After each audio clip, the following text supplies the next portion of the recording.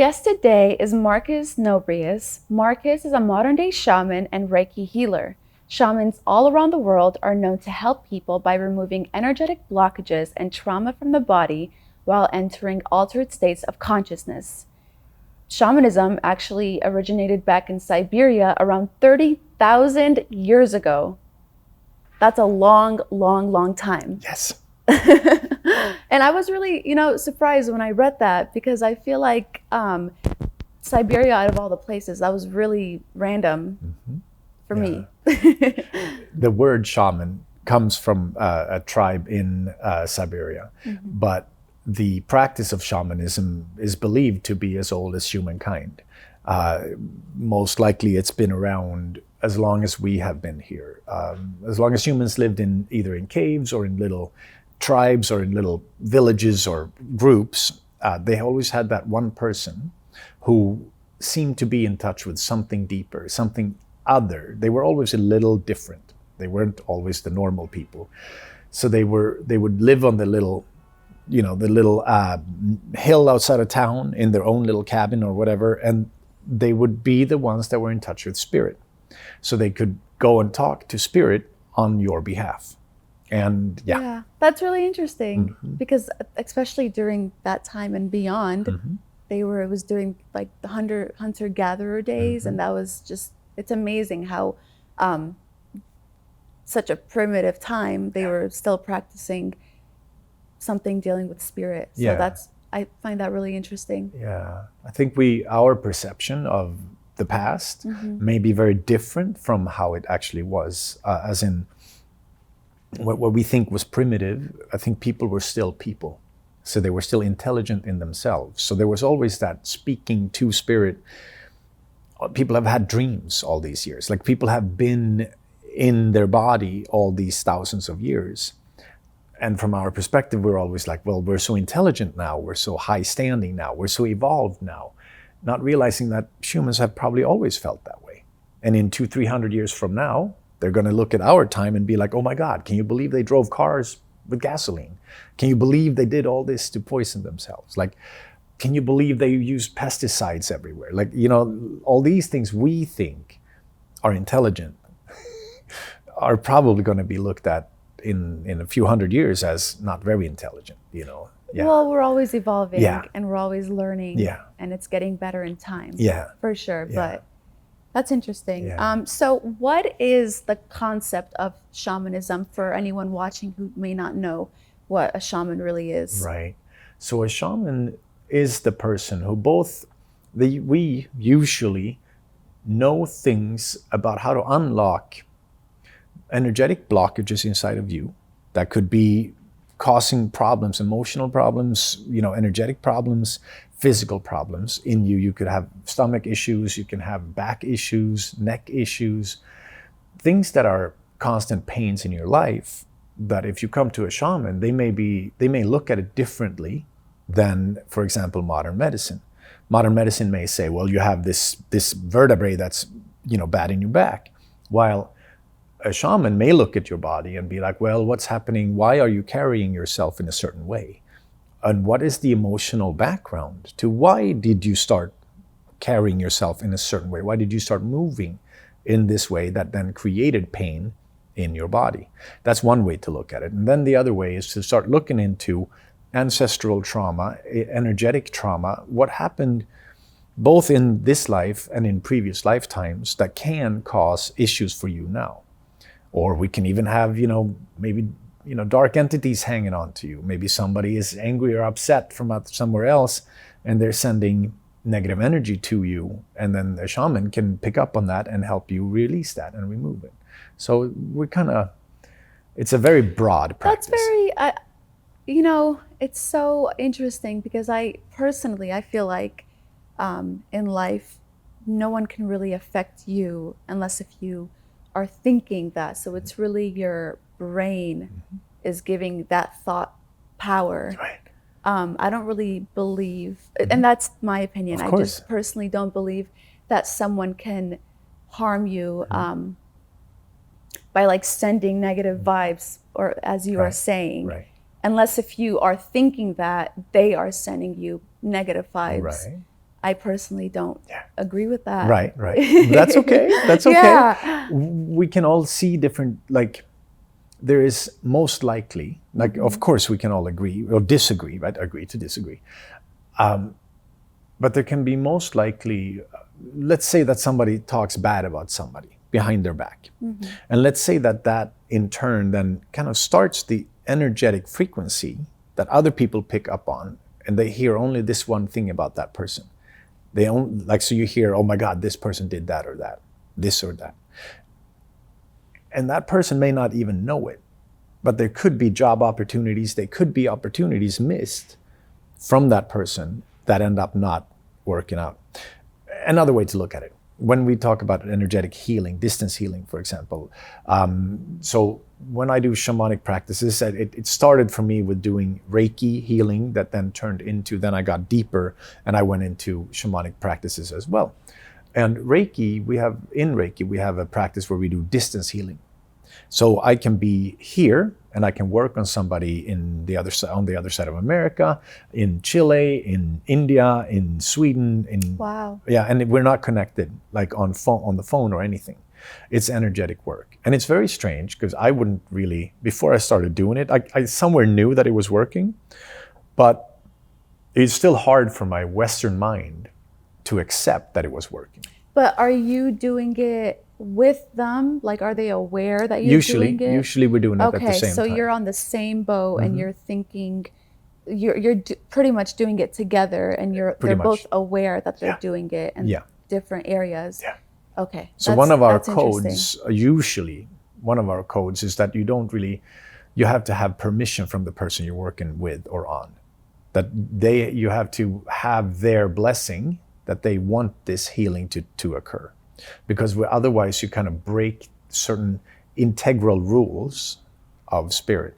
Now, but it still means I send, like, depends on how we break it down. If we call it we work in the quantum field, you work with, when I sit here and I start thinking of a person and I have maybe their image somewhere, and I start sending and I can feel my body activating and I start working on their energy, and there's something that happens in here where I can begin to see what's going on with them, and I can work into their energy field, and then I start removing things, and then I start seeing what's going on in their heart, in their sacral chakra, in different parts of their body, and I remove it.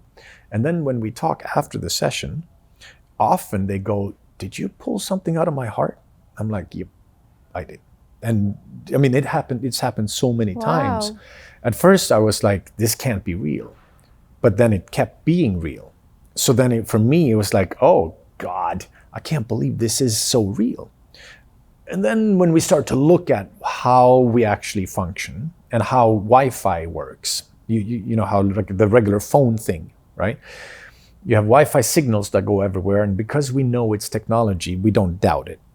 We think it's completely normal. But we don't realize that our thoughts are also energy, and they leave an energy trace. And if you, with intention, start to want to send your thought, how many times have you not thought of somebody and they call you the next second? Right? Like, when we start realizing that those are not really coincidences, that they're actually because we feel them thinking of us, and we are connected. Everything is connected. So then when we start to feel them, or they feel us, they end up maybe picking up the phone.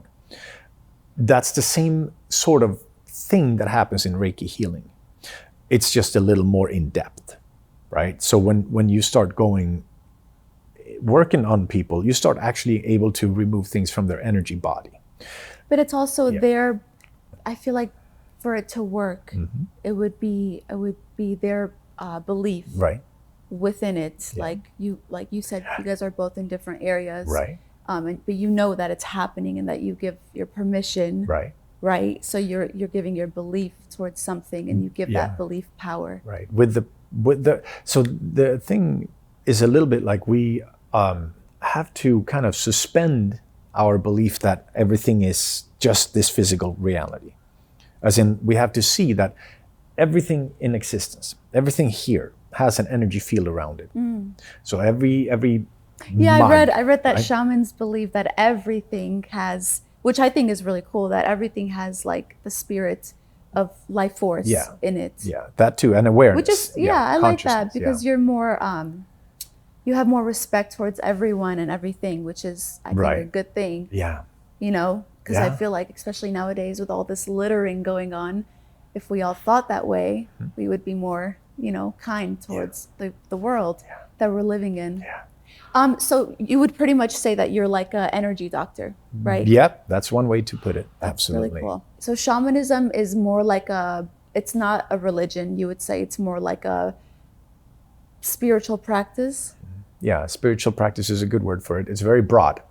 That's the thing that I think almost all of us have to somewhere understand, is that because shamanism grew up in every town across the world. You look at the Aboriginals in America or in Australia, Native Americans here in America. In South America, you have all the different tribes in the Amazon, in Peru and Chile, and in the Latin America and in Mexico. And then you have in northern Sweden, where I'm from southern Sweden, but in northern Sweden we have the Sami people, which are the reindeer people, and they have shamanic practices for thousands and thousands of years. So you have them, they popped up all over the world. So to say that shamanism is one thing it's not. Because it's like every single person who had a connection with spirit and could help others and talk to their spirit and talk to your spirit guides, help you find your power animals, all of that is sort of like individualized. So unfortunately in the West, we came up with, well, you got to have a school for this. You got to teach the same thing. It's like, no, this is a very individual connection. This is very much how you connect to spirit. And in my case, I had an early calling, as a kid. How was that calling? Actually, I want to know how, Yeah. So when I was a kid, received it. Yeah, That's well, really cool. Yeah, there's been a few different passages, but when I was a kid, I had some truth dreams. I would dream something, and about 1 or 2 months later, it would happen. The exact thing I dreamt, the scene, the color of the furniture was the same. Like I was in the same room I had been dreaming of, right? And for me, when I had those dreams and then it happened in reality, I was like, there's got to be more, right? Because normal in school or in anywhere, you wouldn't learn. That's impossible, according to our regular way of looking at the world. You can't have truth dreams that then happen if there's not something going on outside of our understanding. Do you understand what I mean? Mm-hmm. So if the world works the way regular science says, then we can't have truth dreams. Then you cannot dream something that later happens. So what happened in the dream and then you experienced It's a very simple dream, and the one that I usually bring up is super simple. But it happened in detail? Yeah. Super detailed. And the thing was, I was 12 years old. My brother, we were in a brown room. There was furniture was brown, wallpaper was brown. Further down in the room, there was my dad and his best friend and another best friend. And then me and my brother were playing with these little Star Wars figures. And I was like, and when I woke up, I'm thinking that'll never happen. Because I thought, I don't play with Star Wars anymore. And I don't know what that room was. I've never been to that room. I've never seen it. And about 2 months later, we're in Austria with my family, and we're there for a ski vacation. And we're in that room, and we are playing with the Star Wars figures, and my dad and the other two people are further down in the same room. And at that night, my mom had fallen and broken her foot. And she broke it so bad that it got very, very, she was bedridden for months after that. Did you see that in the dream? No, I didn't see the mom at all. She wasn't there. Oh. But it changed her whole life. Wow. And she ended up going down a very dark road from that. And so all our lives changed from that moment. Wow. And I know that's why I had the dream at that point. It was, I feel like it was probably preparing you for that moment. Yeah. And making you somehow stronger or right. Get ready for that. Yeah. And then what happened? So the funny thing, nothing more happened in that dream, right? Do you mean for me? Yeah. After, I had a few other dreams that of that nature. What else happened? And then what happened with that led you towards the awakening of becoming a shaman? Yeah. So already when I was a kid, I started meditating a little bit. I knew that there was something going on that I couldn't explain. Because every time I did meditate, I I was not a fast runner, but the one time I meditated before a running competition, I won. The one time I meditated before the martial arts competition, I won. Like, do you know what I mean? Like, Absolutely. so there were things, but the time I didn't meditate before the martial art competition, I broke my hand. There's a scar to prove it. Like, so I was always like, there's something that happens when you meditate. Absolutely. But then my life went down a very dark path for quite a lot of time, until I started getting, when I was in my early 20s, I got into recovery. I got sober, and there's prayer and meditation involved with that. And I started learning more and more about our inner workings, right? How we function as human beings.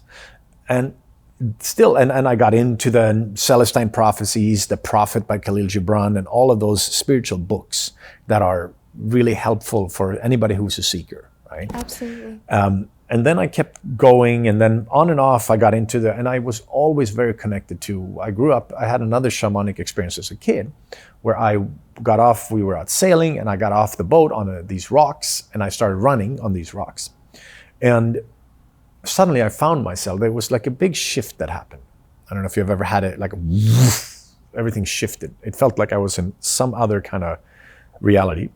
And suddenly I found myself running with a whole pack of wolves. What do you mean, like a vision, like a awakening moment?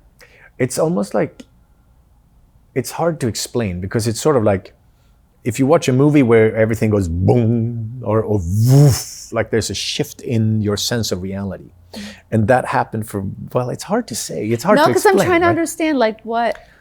Almost like if you get hit over the head really hard and you go, whoa, and the colors look different. Like a wake up. Yeah. Okay, I got you. And the colors look different suddenly, right? Everything feels different. And suddenly I found myself running, and in front of my inner vision, I was running with a whole pack of wolves. And then I became one of the wolves when I was running with them. And then I kind of came back out of that, and I was just back in Marcus, normal land again. And I was like, what the hell just happened? Wow. And then I came back to my boat or my parents, and everything was normal. But I never forgot those moments. And then So do you think so that was a waking moment when that happened? Yes. Those were those were early calls. Like, so it turns out that many of the people who become shamans have childhood experiences of similar nature, or they get very, very sick and they're close to dying, and or they actually do die and come back, right? Like, because it gives people a connection to something deeper than our physical reality here. And when you start to open up for that, then you can start to kind of venture into, oh my God, there might be more going on than what we're aware of. And as soon as we start doing that, then we start to understand things a little differently. And we can kind of, like you said about pollution or throwing trash everywhere, two things, right? If we could see Earth Mother as our home, then we would realize that I wouldn't just spit on my own floor. I wouldn't just throw trash in my own house. And our home is the planet. If we could see the connection, we'd never act the way we do. Yeah. If you know better, you do better. Yeah. For sure. Yeah. And I love that journey that you went through, a dark time, and then you came out of it by doing the work, right? And you really, you're who you are today, and that's amazing. Right. That you overcame whatever you went through. Yeah. And that must be very, very challenging as a child to have these calls and have these visions, right?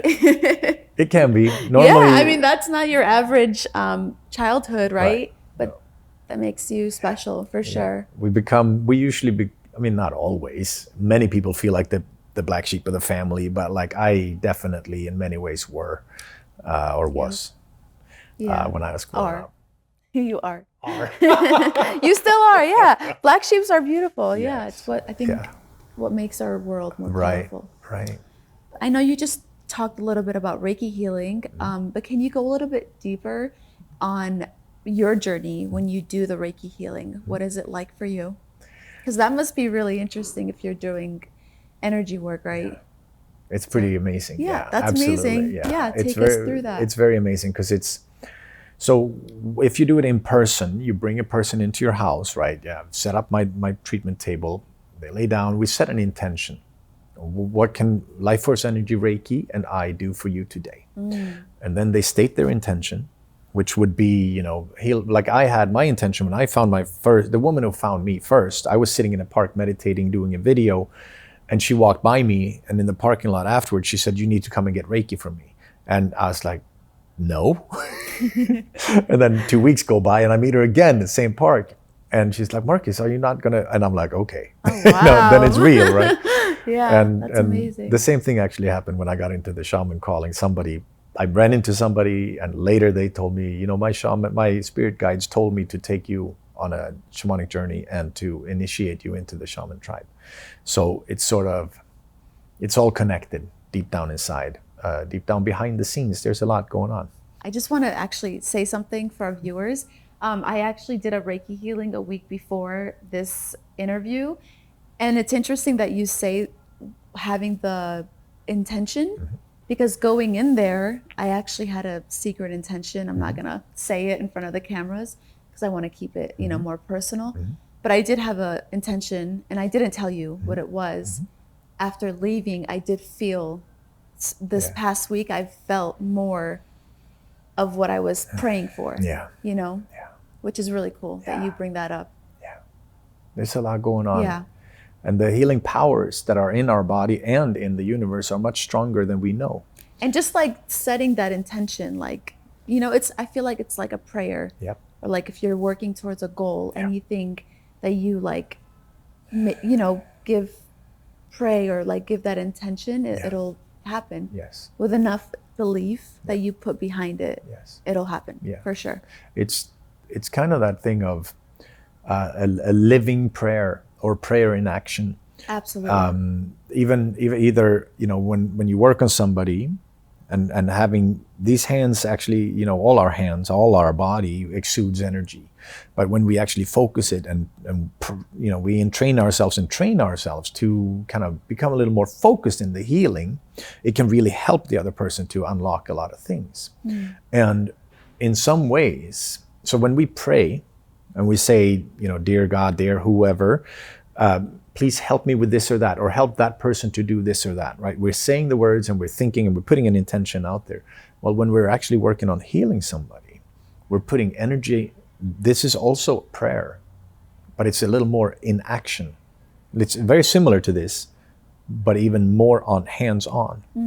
And when you envision seeing somebody full of light or held in light, for example, it's really beautiful to realize that that's another form, very active form of prayer. Because it's so there's a lot of power in all that. There's a lot of power. And the more you hold others in light, the more they hold you in light. And the more you hold yourself in light and others, you feel stronger in the world. You feel happier. You feel less fearful. And when you walk into a room, into a coffee shop with less fear in your body, other people will be like, "Oh, well, that person, they look interesting. What's going on?" And then they are like, "Oh, I like that energy." And then they can approach you because you don't carry any fear in you. While if you walk in with a scowl, right? If you walk in angry, everybody looks at you and they go, "Oh my God, that looks scary." For sure. It's So- what you put out. Yeah, but energy really is contagious that way. It is. So a whole room can shift depending on how you walk in there. Plus your life. When you fill yourself with light and love, and where love is, there's no fear, right? When you sit in love, fear goes away. You walk through life that way, you actually will have so many more positive interactions with people because they come at you in a different energy. They don't come at you with the same fearful, angry energy anymore. So it kind of, or if they do, you can be like, "Why? Why do you talk to me that way?" Because it really can shift things. Because then they go, "Oh yeah, no, I'm sorry." No, I love that. Yeah. Yeah. Especially what you said with sending light to people. Yeah. I feel like that's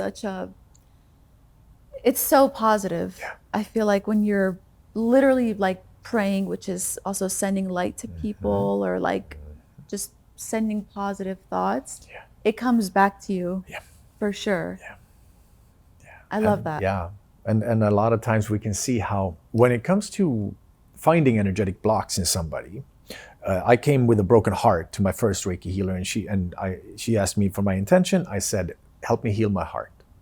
And when you begin to find for somebody who can look into the body energetically, it looks like dark spots. Sometimes it's other things, but you can see things that you then work on removing. And that's how light also comes into the body. Like, so if somebody has cancer, you can see a dark area.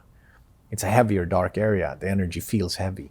And all those things you can end up helping to release both the energetic imprint and the emotional underlying reason why we have these, problems in our body.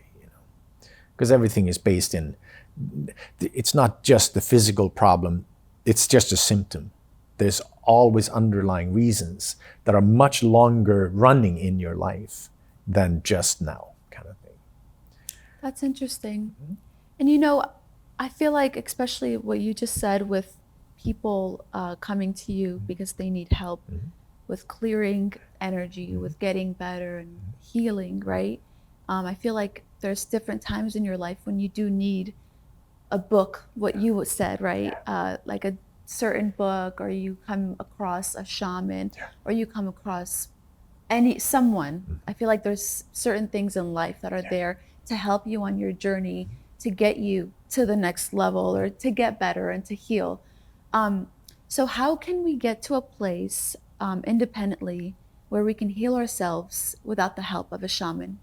I believe if you can strengthen your connection to spirit, your inner connection to whatever is going on inside of you with higher spirit, right?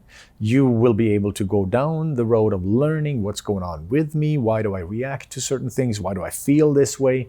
And if you can do that on your own, it's beautiful. There's no problems. I sat in meditation for around 7 years, not the whole time, but every day for about 7 years. And That's a long time. I felt like I had healed a lot of things. And suddenly I found myself in a relationship that completely broke me apart and completely triggered everything in me. And that's how I ended up being like, there's more to this, right? And that's where then first Reiki came into my life, and then shamanism. And for me, I started believing that at times we do need others to help us remove things, to get us started on the path. Now, it doesn't mean we have to stay with other people, but we might need other people to help us, point us in the direction. Absolutely. Who already may have healed, or at least they can look into us and see what can we fix. Now, of course, we can heal ourselves with the help of spirit, or with the help of energies in the world. What we don't really see anymore is that everything is very, very connected to Earth Mother. All life originates in Earth Mother. All air, all water, all soil, all plants, everything comes out of Earth Mother. And everything in you that you have eaten over the years, that have created, fed the body, all of it except for the sunlight, which is farther sky, right? Like, so when these are the ingredients of life, we need to be open, recognize that I didn't build my body. I didn't create the cells here. They were created by life. Life, you are an expression of life. I am an expression of life. But Marcus, I don't know how to put these cells together. I don't know how to who built this? Mm-hmm. Life built this. Yeah, the same God that built you built the sun. And it's the same energy in all our hearts. Yeah, we're very powerful. Yeah, but all animals, everything is. Mm-hmm. So we got to understand where we come from. Yeah, and we got to humble ourselves in order to be like, okay, so I breathe life into my body. I release things out of my body, and I can sit with that. But often, we can't do it on our own. It's not impossible at all. But we need to get in touch with the things that are a little bit outside of our ego. It's very possible. Yeah. I feel like we all can get to that place. Yeah. We just have to be open. We have to be humble enough to recognize that there are many forces out there. Just like gravity is a force. And no matter how much you want that force to not be there, it's there. Right? Gravity keeps you on Earth. So there are things that we gotta work with instead of work against. Do you see what I'm saying by that? No. So almost like we have to work with love instead of working with fear. Almost like if we can work with call it spirit, call it God, call it whatever we want to call it. Calling it God. Yeah, yeah, and that's fine, right? Yeah. Because it's the same. It's We're talking about the same thing. Yeah. And you could call it, like you said, you Yeah. could call it whatever, Yeah. but it's the belief behind it, and it's the knowingness of what you are, Right. you know, and how powerful we all are. Right. But then working with what you call God, not without, Absolutely. you know. So that's where Absolutely. modern individualism is, I can do everything. We got to be humble enough to know that we're still a part of life. We're still Absolutely. part of all of this kind of thing. you I know. agree. So last question before we wrap up. What is your daily spiritual regimen, and what is your favorite tool that you use that gets you closer to God? Well, if it hasn't been seen yet, meditation is what I do every day. And I do it morning and night at least. It's become a space of growth and understanding and home. Now, it's not to say that we have to always sit and be holier than anybody else, but it is good to come back home because our nervous system gets very jacked up when we start watching the news, when we start driving in traffic all the time, when we honk at people, or if somebody doesn't do what we want, and that's a nervous system jacked up thing, right? And over time, that builds up a lot of stress in our system. When we meditate, and when I meditate, I come back home and my nerves can relax, my body can relax. And that ends up being, physically speaking, more flow everywhere in the body, both energetically and blood flow, and which is then carries oxygen, and that carries healing as well. So that sitting and communing, in my case, communing with my spirit animals or power animals and spirit guides, sitting with them has been a big deal for me. Yeah. I'd love to get into that, but I think we're actually Out of time. Yes, we are. because We are. you say everybody has a spirit Power animal. a power yeah, animal. Yeah. Or spirit animal. Yeah, There's- that's amazing. So we're running out of time, guys, but you need to check out his website, and he can guide you and help you to allow you to find out what your spirit animal is. Yes, absolutely. Yeah. So tell my viewers, our viewers, where people can find you. You can find me at www.healingwithmarcus.com. So it's Healing with Marcus anywhere, IG or Facebook or YouTube or my website. Thank you. Thank you so much. Yes. I had fun. Yeah, me too. This was lovely. So fast, though. Yeah. Time flies. Thank you. Thank you, guys.